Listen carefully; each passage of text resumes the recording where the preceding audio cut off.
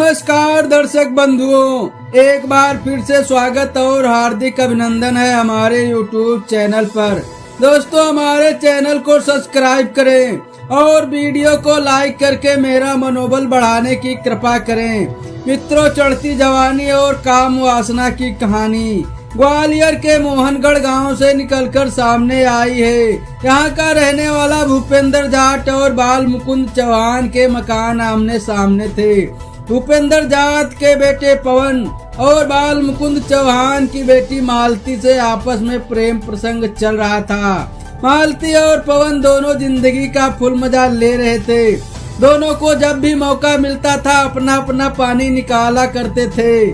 सब कुछ नंबर 1 चल रहा था। लेकिन दोस्तों, अवैध संबंधों की गंध को ज्यादा दिन तक छुपाया नहीं जा सकता, क्योंकि यह धीरे धीरे दुर्गंध में बदल जाती है और मोहल्ले और गांव में फैल जाती है। तभी दोनों के अवैध संबंधों की खबर लड़की के घर वालों को पता चली। फिर परिवार वालों ने मालती की शादी सोनू नामक युवक से तय कर दी। सोनू से मालती की नहीं बनती थी, इसीलिए शादी के कुछ दिन बाद ही तलाक हो गया। तलाक के बाद मालती फिर से अपने घर में रहने लगी। अब मालती और पवन फिर से अपनी हवस शांत करने लगे थे।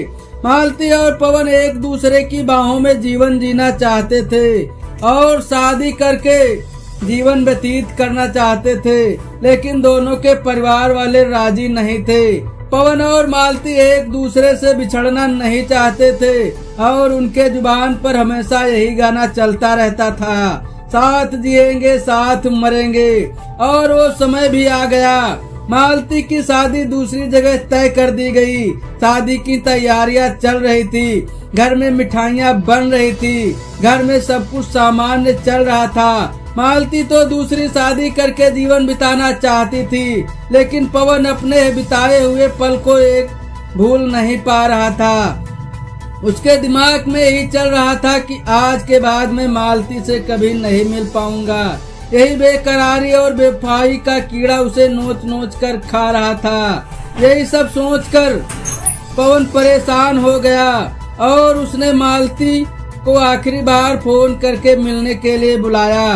बिना कुछ सोचे समझे मालती पवन से मिलने पहुंच गई।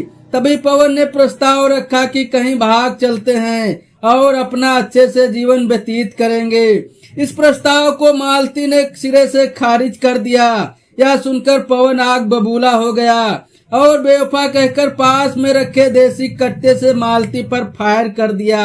देखते देखते ही मालती की मृत्यु हो गई।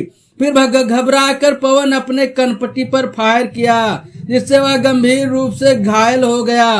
गोली चलने की आवाज सुनते ही परिवार वाले दौड़े। देखते हैं कि मालती की मृत्यु हो चुकी है और पवन घायल अवस्था में तड़प रहा है, जिसे परिजन ग्वालियर ले गए और उसे जिला अस्पताल रेफर कर दिया गया, जहां पर पवन की हालत नाजुक बनी है। दोस्तों, मालती की मृत्यु हो चुकी है और पवन की हालत नाजुक बनी हुई है। मित्रों, अगर मालती चाहती तो शादी से पहले अपना नाड़ा नहीं खोलती और पवन अपनी शादी होने का इंतजार कर या फिर हाथों का सहारा लेता तो आज यह कहानी नहीं बनती। मैं सभी युवक और युवतियों से अनुरोध करता हूँ कि अपनी माता पिता की इज्जत का ख्याल रखकर शादी से पहले अवैध संबंध न बनाएं। अगर आपकी जवानी तब भी शांत नहीं होती है तो सब्जियों का सहारा ले सकती हैं। धन्यवाद।